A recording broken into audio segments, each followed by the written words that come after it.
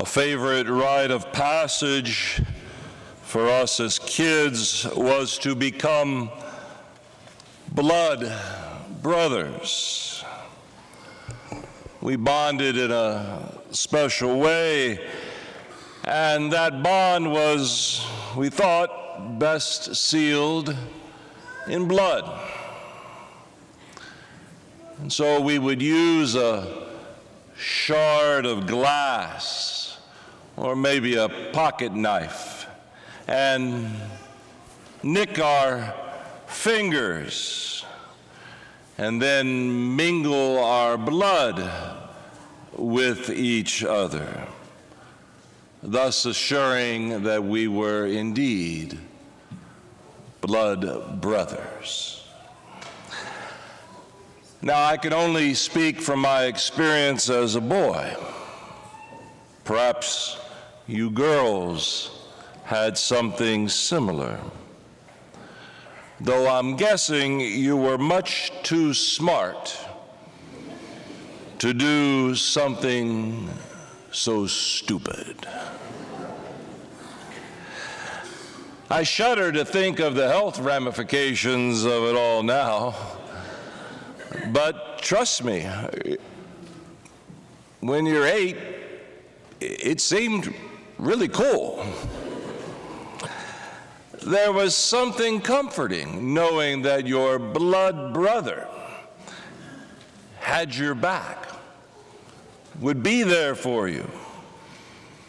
If you got in trouble, your blood brother would play dumb, which wasn't hard for most of us. I don't know, he would say, or maybe it's none of my business.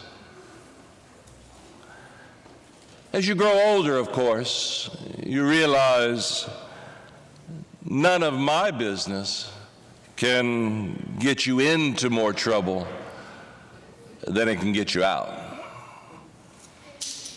It can be an acknowledgement that we must respect the rights of others to self-determination, personal privacy. But on the other hand, it can also be used as an excuse for not stepping up when it's clear that the other needs our help.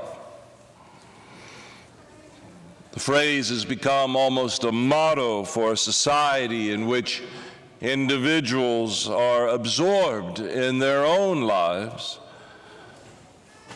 to the extent that more often than not they fail to consider the life of the other. The prophet Amos laments that none of my business attitude in the first reading that we heard today. And quite frankly, he's furious about it. His oracle is scathing. Woe to the complacent in Zion, he says. You can be sure that whenever you come across a woe in your Bible, someone is not happy. So what makes Amos so angry? He's not condemning the people for their wealth, but rather their complacency. Complacency in the face of hardships that others are enduring. So dripping with their opulence are they, that he says they are not made ill by the collapse of Joseph. It's a reference to the northern kingdom of Israel. They're completely unconcerned about the plight of their compatriots who are partners with them in the covenant with God. These aren't enemies that they are neglecting, but rather their own flesh and blood. Literally, blood brothers of the covenant with Israel. And there's more woe in our gospel from St. Luke, too. A rich man enjoys an indulgent style of life, while poor Lazarus, covered with sores, lies at his door hoping for simply a few scraps from his table. And as so often the case in the parables of Jesus, a dramatic reversal of fortune takes place. The one who was privileged dies, finds himself in torment, while Lazarus, who was destitute, is now found safely in the bosom of Abraham. So why does the man suffer such a horrendous fate? I mean, after all, he never really hurt Lazarus. He didn't hate him, didn't betray him, he didn't abuse him. He's not the cause of Lazarus' leprosy or the reason that he's begging at the gate. No, he simply ignored him. And through Abraham, the man and Lazarus are partners in the covenant.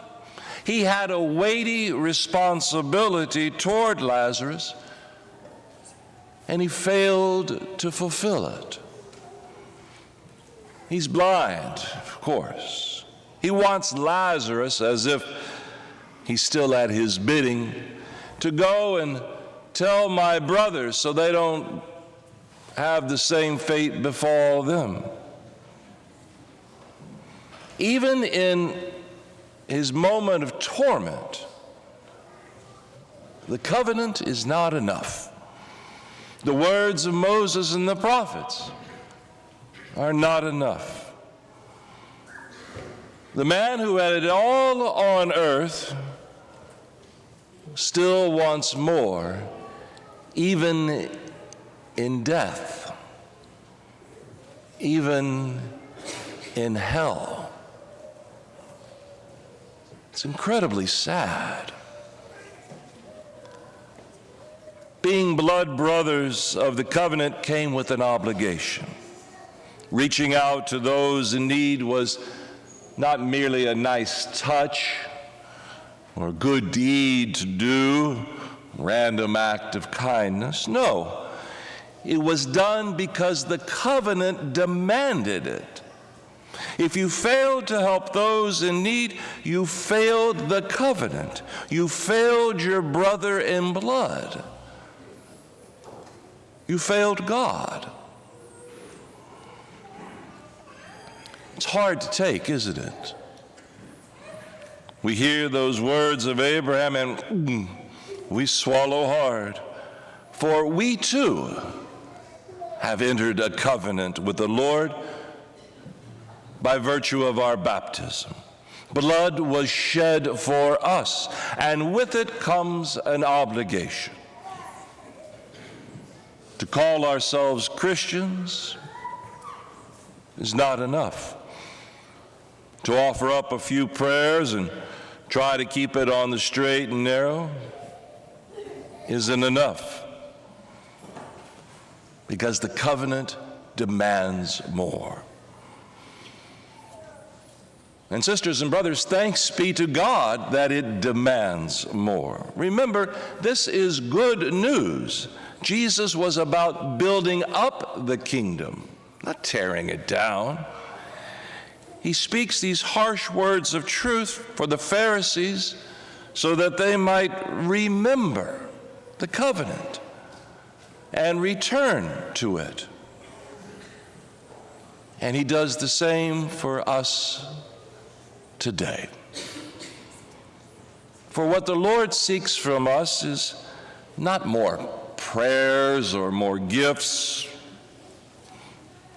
more ritual, more stuff. Those are all well and good, but what God desires first, foremost, and always is that we remember the covenant. And as brothers and sisters, we are one in the blood of Christ. Lazarus is all around us, even today, still waiting for us at the gate. And through him, Christ is waiting for us there too. For Lazarus was much more than a beggar to that rich man. He was Jesus. He was his Jesus. He was the man's path to salvation and is ours as well. Our ties to the covenant extend far beyond our families, our parish. We cannot be deaf to the cries of the poor, whether they be in far-off lands or right down our street. We cannot be blind to the eyes of the plight of those who experience oppression, war, discrimination. We cannot be complacent while others have their world collapse all around them, their very lives uprooted and destroyed. We still have time. Unlike that rich man in the gospel parable, we still have time to be faithful to what our religious tradition teaches. That from Abraham to Amos, from Lazarus to Jesus, from you to me, the well-being of our blood brothers and sisters of the covenant is very much our business.